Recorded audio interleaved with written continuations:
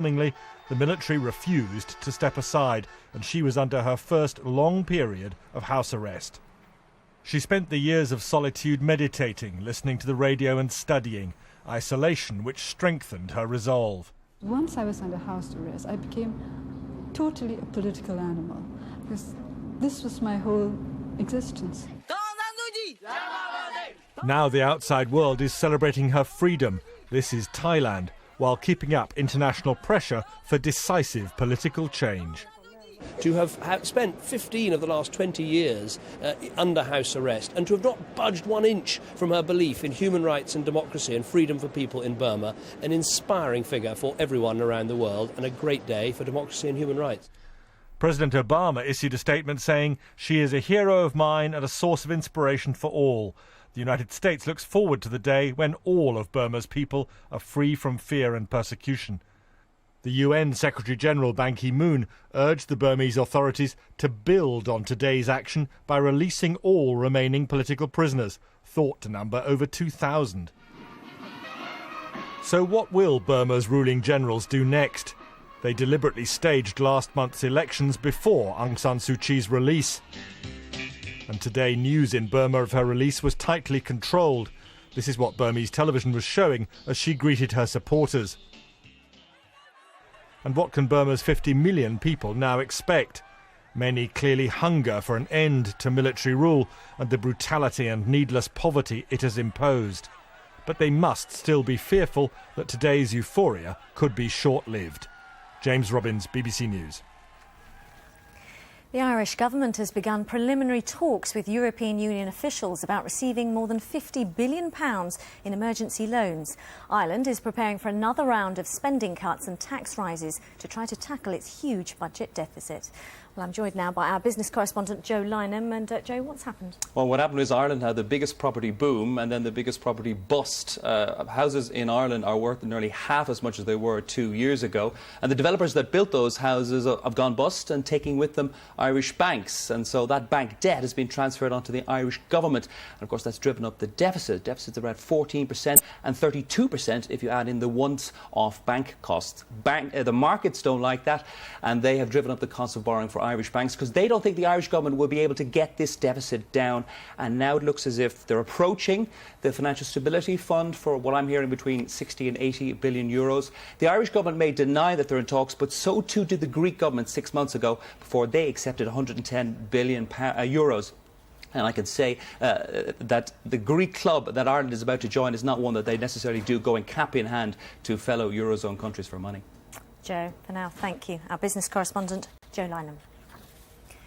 One person has died and another is critically ill in hospital after being attacked by a bull. Police say the couple were on a public footpath in a field when the bull attacked. It happened on Friday afternoon near the village of Stanford-on-Soar in Nottinghamshire. The way in which state schools in England are funded could be about to change under new plans being considered by the government.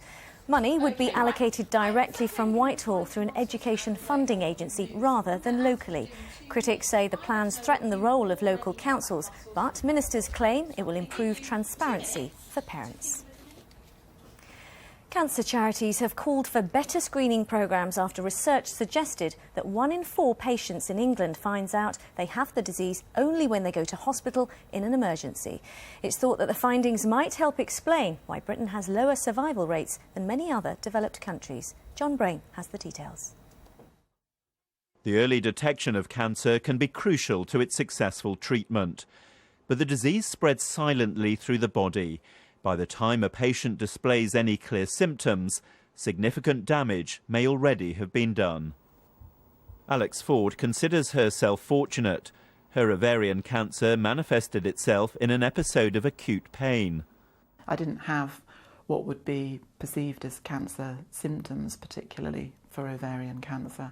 So it was just sheer luck that I had a symptom that took me to the GP so quickly, and then that took me on to a test which happened to be one that picked up cancer. There are wide disparities in cancer detection rates. For example, just 4% of breast cancer patients receive a late diagnosis, but nearly 60% of people with brain cancer aren't diagnosed until they're taken seriously ill. In total, 23%, that's nearly 1 in 4 cancer patients, are only diagnosed when they arrive at hospital during an emergency.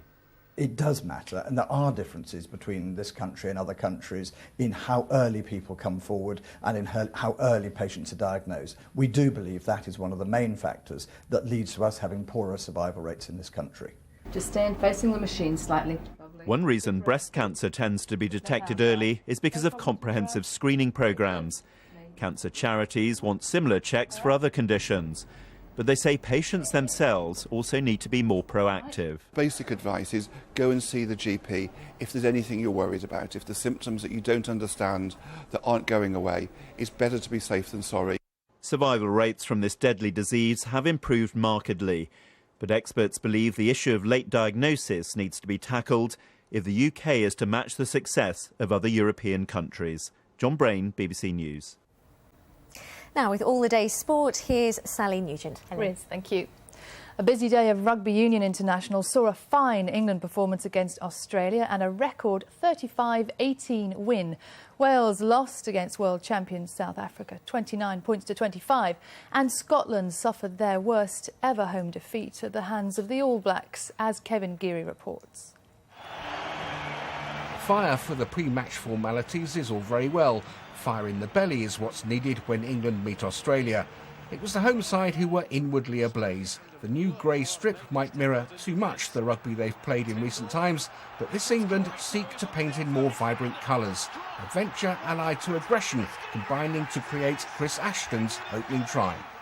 The Australians couldn't cope with such fluency and ambition and had Matt Giteau sin-binned as they tried to stem the flow that had England 10 points clear at half-time. The turnover for England! He was still off the pitch when England produced, from desperate defence, one of those moments that will go down in Twickenham folklore. Ashton was sent clear. The grin on his face told the world exactly what he was going to do. And do it, he did. And what a moment! Of course, the Aussies came back with 2 tries from the electric Beale, but they never really threatened. The biggest ever win over the Wallabies, and a message sent to the rugby world. England are back. In Cardiff, an upset seemed on the cards when Wales, on the spring heels of youth, went ahead against South Africa through 18-year-old debutant George North. Another try followed before in the second half came the world champions' response. 2 tries, the second from Victor Matfield, put them narrowly in front.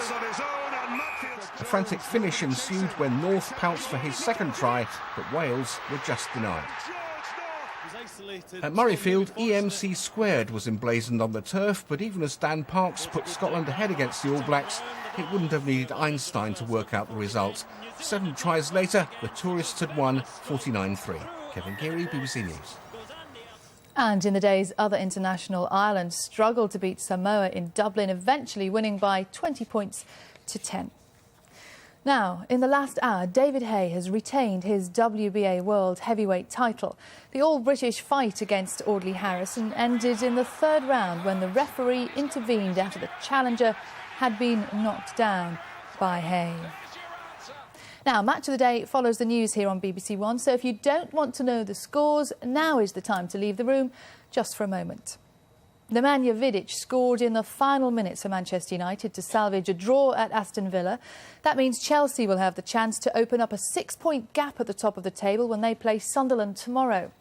Elsewhere, the blue halves of Birmingham and Manchester drew 0-0, as did Newcastle and Fulham. Liverpool were beaten convincingly by Stoke. Gareth Bale scored twice as Spurs beat Blackburn. West Ham Blackpool was goalless. Wigan got 3 points against West Brom, and Bolton survived a late rally at Wolves to win 3-2. In the Scottish Premier League, Rangers are 4 points clear at the top of the table. Vladimir Weiss joined Kenny Miller on the score sheet as they beat Aberdeen 2-0 today. Elsewhere, Dundee United and Kilmarnock drew 1-1. Adam Rooney scored twice as Inverness beat Hamilton. Hibs beat Motherwell and Hearts beat St Johnstone 2-0. The Formula One World Drivers' Championship will be decided tomorrow in the final Grand Prix of the season. Red Bull's Sebastian Vettel, one of 4 drivers in contention, will start from pole in Abu Dhabi. Lewis Hamilton is next on the grid, but championship leader Fernando Alonso will start from 3rd, knowing a similar result tomorrow will give him a 3rd world title. And that's it from me tonight. Sally, thanks very much. The main news tonight, the Burmese pro-democracy leader Aung San Suu Kyi has been released from house arrest. You can see more on all of the day's stories on the BBC News channel. From us here, though, a very good night to you.